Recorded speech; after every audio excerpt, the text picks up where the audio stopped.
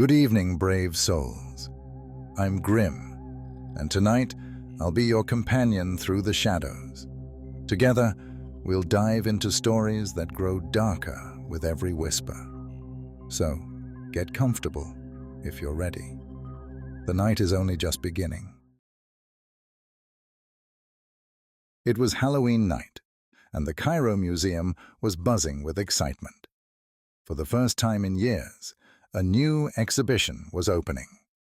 The Secrets of the Pyramids. Tourists and locals gathered to glimpse artifacts that had been hidden for centuries. Among them were American teenagers, Jake, Maya, and Ryan, in Egypt on a study abroad trip. The trio had heard the rumors about the pyramids, the ancient curses, the restless spirits, but they shrugged them off as silly legends. They were more interested in seeing history up close. Earlier that day, while exploring the Giza Plateau, something strange happened. As they walked around the base of the Great Pyramid, Ryan spotted a dog standing near the stone steps leading up the side. The dog was tall, its fur sleek and dark, and its eyes, glowing gold, seemed to watch them. "That's creepy," Maya muttered, stepping closer to Jake. Before they could do anything, the dog started climbing the pyramid, its powerful limbs carrying it effortlessly up the steep stone blocks. "Is that even allowed?" Jake asked, snapping a photo with his phone. But the dog moved higher, disappearing over the top. They didn't think much of it at the time. Stray animals were common in the area. But later that night, inside the museum, strange things started happening. As they wandered through the exhibition, admiring golden statues and ancient hieroglyphs, Maya suddenly froze. "Did you see that?" Jake and Ryan turned to look.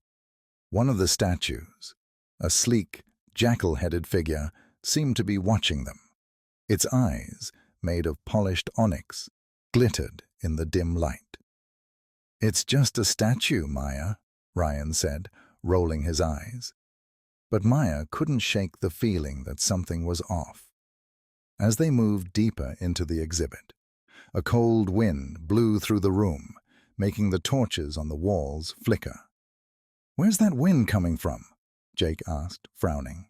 They were deep inside the museum, far from any open windows or doors. Just then, the lights flickered and a low, guttural growl echoed through the hall. Maya spun around. "Did you hear that?" "I don't like this," she whispered. The three friends quickly left the exhibit, trying to shake off the eerie feeling that had settled over them. As they stepped outside, Ryan laughed nervously. "Okay, that was freaky. Let's just grab some food and forget about it." But forgetting wasn't going to be easy. As they made their way down the street, a shadow moved out of the corner of Maya's eye. She turned to see the same dog from earlier, standing at the entrance to a dark alleyway, its glowing eyes locked on her. "It's that dog again!" Maya exclaimed. Ryan shook his head. "It's just a stray. Probably followed us from the pyramids." But deep down, none of them believed that. Something about the dog felt wrong, too intelligent, too deliberate. As they hurried back to their hotel, the dog stayed behind, but the sense of unease followed them. That night, Maya woke with a start. Her heart pounded in her chest as she sat up in bed, glancing around the dark room. Her window was open, and the wind was howling outside. She swore she heard whispers, ancient, unintelligible voices carried on the wind. Suddenly, her phone buzzed on the nightstand. It was a message from Jake. "Come outside. I saw the dog again." Maya quickly got dressed and rushed downstairs, meeting Jake and Ryan in the hotel lobby. "What's going on?" she asked, her voice shaky. Jake pointed out the window. "There it is." The dog was standing in the courtyard, staring up at them. But this time, it wasn't alone. Behind it, faint figures flickered in the darkness, shadowy shapes that seemed to be watching them from the edges of the night. "We need to leave," Maya whispered. "Now." But before they could move, the door to the courtyard swung open on its own, and a blast of icy wind hit them. The dog stepped forward, its golden eyes glowing brighter than ever. And then, right before their eyes, the dog began to change. Its fur rippled, its limbs elongating, and within moments, it was no longer a dog, but a towering figure, its body wrapped in ancient bandages, a jackal's head atop its shoulders. It was Anubis, the ancient god of the dead. The shadowy figures behind him grew clearer, revealing themselves as the spirits of long-dead pharaohs and priests, their faces twisted with anger and sorrow. They had been awakened. What do we do?" Ryan stammered, backing away. Anubis raised a hand, and the spirits surged forward, their cold skeletal fingers reaching for the living. Jake, Maya, and Ryan ran, bursting out of the hotel and into the streets. But no matter how fast they ran, the spirits were always just behind them, their hollow whispers filling the air. "They're not going to stop!" Jake shouted, glancing over his shoulder. "We have to do something!" Maya's mind raced. "The museum!" she gasped. "The artifacts! They're connected to the spirits somehow." Without another word, they changed direction, sprinting back toward the Cairo Museum. When they reached the entrance, the doors were locked. Desperate, Ryan grabbed a rock and smashed a window. They climbed inside, hurrying back to the pyramid exhibit. The shadowy figures followed them into the museum, filling the halls with their icy presence. Anubis strode through the broken door, his jackal eyes gleaming in the darkness. Maya's heart pounded as she scanned the room, her eyes landing on a massive stone tablet covered in ancient hieroglyphs. "There!" she cried, pointing to the tablet. "That's the key!" Ryan grabbed it, nearly dropping it from the weight. As the spirits closed in, Maya frantically searched the tablet for something, anything, that could help. Her eyes landed on a line of text. "This is it," she shouted. "We have to read it aloud." Together, the three of them began chanting the ancient words, their voices trembling. The spirits recoiled, their forms flickering like flames in the wind. Anubis let out a deafening roar, his massive form shaking the walls of the museum. But they didn't stop. They kept chanting, louder and louder, until the spirits began to fade, their cold whispers growing fainter. Anubis snarled, stepping toward them, but with one final chant, his form exploded into a burst of dark smoke, vanishing into the night. The room fell silent. The spirits were gone. Breathing heavily, Maya, Jake, and Ryan collapsed onto the floor, staring at the now empty space where Anubis had stood. "Is it over?" Ryan whispered. Maya nodded, still catching her breath. "I think so. We broke the curse." Outside, the first light of dawn was breaking over the horizon. The town of Cairo was waking up, unaware of the ancient terror that had been unleashed and defeated on Halloween night. But as they left the museum, Maya couldn't shake the feeling that the spirits weren't truly gone. Anubis had been an avatar, a symbol of something far older, far darker. And in the quiet corners of the world, ancient forces were always watching, waiting for the right moment to return. For now, they were safe. But Halloween in Cairo would never be the same. The sun was sinking below the horizon, casting a golden hue across the Great Pyramid. Dr. Helen Carter, an esteemed archaeologist, stood at its base, her heart racing with anticipation. This was her life's work, a discovery that could unlock secrets buried for millennia. Beside her were her colleagues, Dr. Mark Foster and Dr. Emily Wong, both seasoned archaeologists, and two local guides, Omar and Hassan. "Ready?" Helen asked, adjusting her headlamp as the sky darkened. Mark, his hands dusty from examining old scrolls earlier that day, nodded. "Born ready." Emily, however, seemed uneasy. She had heard the stories, the legends of those who climbed the pyramid at night, only to vanish without a trace. But she wasn't superstitious, or so she told herself. Still, she couldn't shake the creeping sense of dread. As they prepared to ascend, Omar, one of their guides, whispered something in Arabic. Hassan translated, his voice low. "Omar says we shouldn't go up there at night. The spirits, they wake after sundown." Helen waved it off. "We're scientists, not ghost hunters." But as they turned to begin the climb, a dog appeared out of nowhere. It was large, its black fur gleaming under the dying light. Its eyes, glowing amber, seemed to pierce through them. "That's the dog from earlier," Mark said, stepping back. The animal didn't bark or growl. Instead, it turned and began climbing the pyramid, effortlessly scaling the ancient stones as if it had done it 1,000 times before. The group hesitated, but curiosity, combined with their academic drive, pushed them forward. They followed. The dog led them higher, and with every step, the temperature seemed to drop. The air grew thick, and an unnatural silence settled over the desert.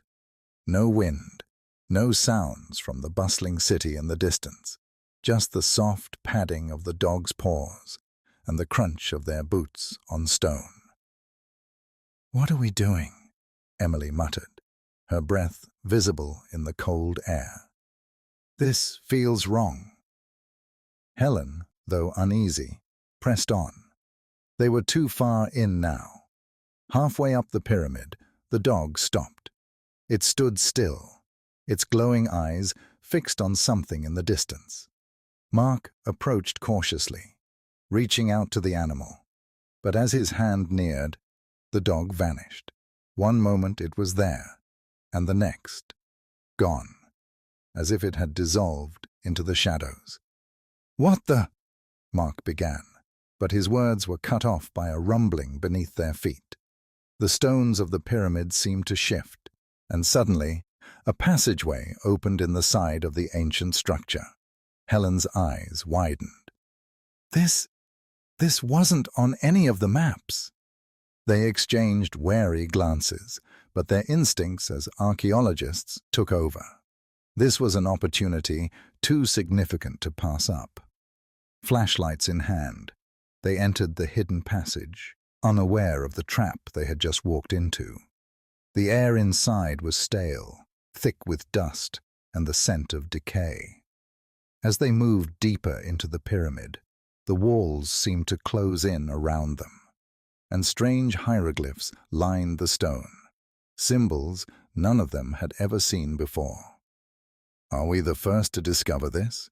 Mark asked, his voice echoing through the narrow corridor. Helen nodded, running her hand over the ancient carvings. "It looks that way." But as they ventured further, something changed. The temperature dropped even lower, and the light from their flashlights flickered. Emily shivered. "Do you hear that?" A faint whispering echoed through the tunnel, growing louder with each step they took. The voices were unintelligible, ancient, and filled with a sorrow that chilled them to their core. Omar and Hassan exchanged fearful glances, muttering prayers under their breath. Suddenly, they reached a chamber. In the center of the room stood a massive stone altar, and on it lay a golden sarcophagus adorned with jackal-headed figures. "Anubis," Helen whispered. the god of the dead. Before they could react, the dog appeared again. This time, it was no longer just a dog. Its form shifted, growing taller, its sleek body transforming into that of a towering figure, Anubis himself.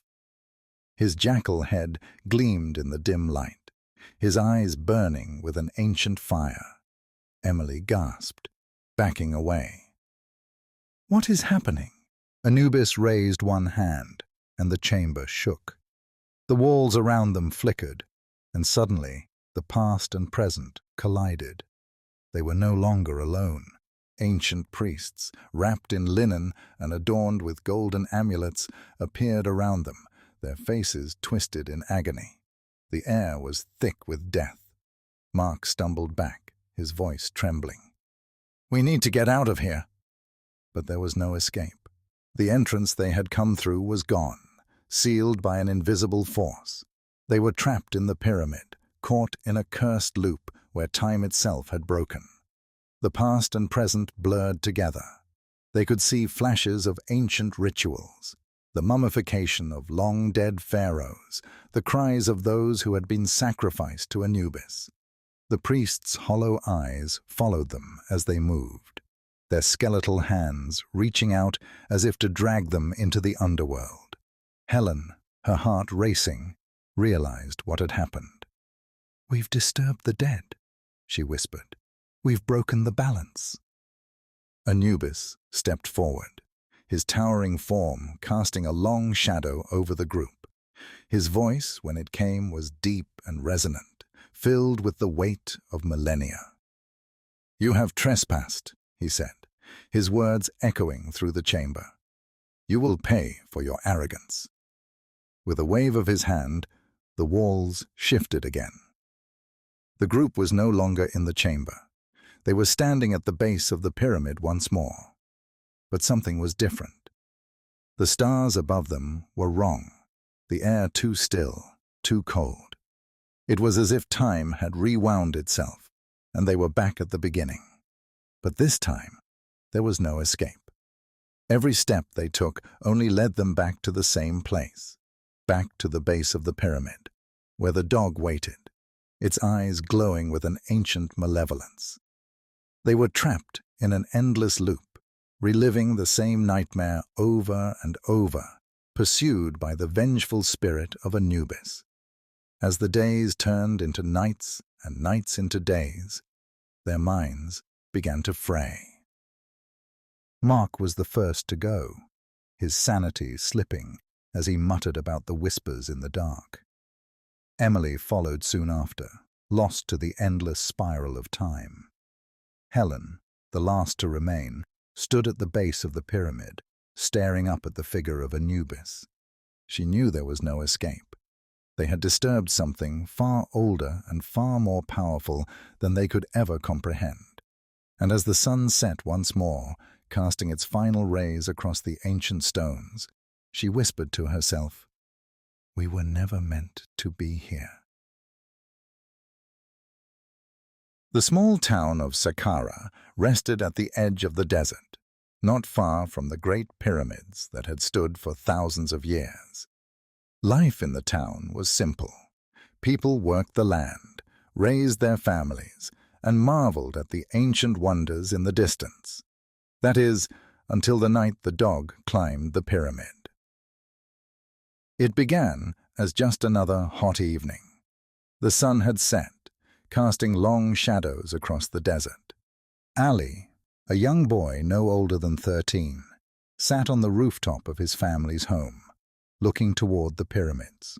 His father often told him stories about the ancient gods, about pharaohs who ruled long ago. But Ali never imagined those stories could be real. That night, as he stared at the distant pyramid, he saw something unusual. A dark figure was moving up the side of the pyramid, climbing the massive stones, as if it were as easy as walking up a hill. His breath caught in his throat as he squinted to make out the shape. A dog. It wasn't an ordinary dog. Its black fur shimmered in the moonlight, and its eyes glowed a strange, eerie yellow. Ali rubbed his eyes, thinking maybe it was a trick of the light, but the dog continued its steady ascent. He wanted to call out to someone, but his voice felt stuck in his throat. Then, just as the dog reached the top of the pyramid, it disappeared. One moment it was there, and the next, it was gone, as if swallowed by the darkness. Ali raced downstairs to tell his father, but by the time he explained what he had seen, the moment had passed. His father shook his head, dismissing it as a wild imagination. "The desert plays tricks on the eyes," he said. "Go to bed, Ali." But Ali couldn't sleep. He lay awake, staring at the ceiling, haunted by the image of the dog. Deep down, he knew what he had seen was real. The next night, strange things began to happen in Saqqara. It started with a howl, a long, mournful sound that echoed across the desert. The townspeople heard it from all corners, their hearts pounding in their chests. It wasn't like any dog or wolf they had ever heard. The howl carried a deep sadness, a weight that made the air feel thick and heavy. Ali's family gathered in their small courtyard, listening to the eerie sound. His father's face, usually so calm, was filled with fear. "Stay inside," he warned. "Lock the doors." But it didn't stop the howls. Each night the howls grew louder, closer, until they seemed to come from just outside their doors. With every howl, something strange happened in the town. People began to have nightmares, visions of ancient Egypt, of the underworld, of souls wandering lost in the darkness. Ali's neighbor, an elderly woman named Layla, claimed she saw the god Anubis in her dreams. He was there, with the head of a jackal, his eyes glowing red, like fire, she told the town's elders. "He's angry. He's looking for something, or someone." By the third night, panic had taken hold of the town. Ali watched as people packed their belongings, preparing to leave. But something held him back. He couldn't shake the feeling that the dog he had seen on the pyramid was the cause of all this. He needed answers. That night, while his family slept, Ali snuck out of the house. The air was cool, but the desert wind carried an unnatural chill. As he made his way toward the pyramid, the howling began again. It sent shivers down his spine, but he pressed on, determined to find the truth. When he reached the base of the pyramid, the town's lights were distant specks on the horizon. Standing before the ancient stones, Ali felt small and insignificant, like an insect in the shadow of something far greater than himself. But he wasn't afraid.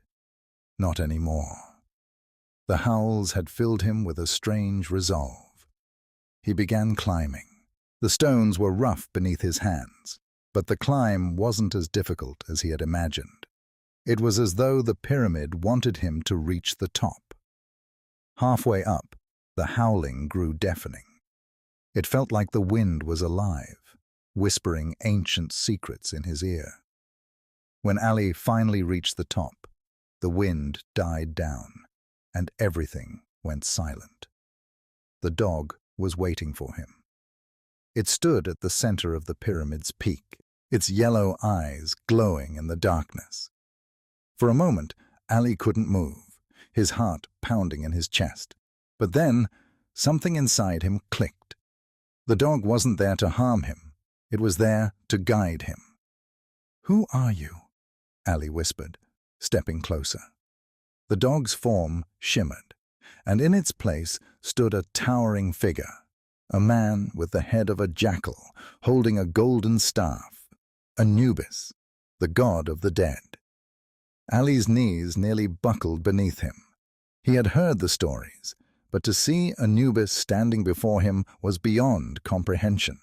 The god's eyes glowed with an ancient power, and his voice, when he spoke, was like thunder in the distance. "You have come," Anubis said, his voice echoing in the night. "The living have disturbed the balance. They have forgotten the old ways." Ali swallowed hard, his mouth dry. "What do you want?" Anubis gazed out toward the distant town, his eyes narrowing. "The howls are a warning. Each one brings the underworld closer to your world. If the balance is not restored, the dead will rise." Ali's mind raced. The town had ignored the old gods for years, treating the pyramids as nothing more than monuments of the past. But they were more than that. They were gates to the underworld. "What can I do?" Ali asked, his voice trembling. Anubis turned his gaze back to Ali, his expression unreadable. "You must remind them. The dead must be honored, or the living will pay the price." With those words, the god of the dead vanished, leaving Ali alone at the top of the pyramid. The howls returned, louder and more menacing than ever. Ali didn't waste any time. He raced back to the town, his heart pounding with urgency. When he arrived, he found the townspeople gathered in the square, fearful and confused. The howls had shaken them to their core. Ali stood before them, breathless. "We've angered Anubis," he said, his voice steady despite his fear. "We have to honor the dead." At first, no one moved, but then, one by one, they began to listen. The elders spoke of old rituals, ways to appease the gods.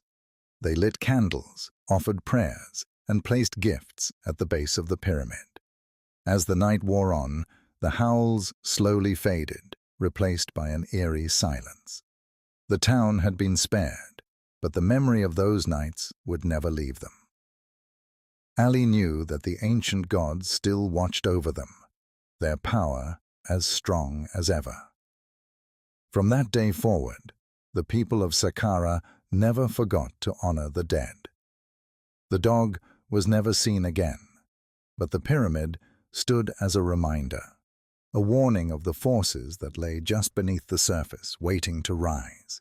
And as the darkness fades, remember, the real chills linger long after the story's end. Until next time, brave souls.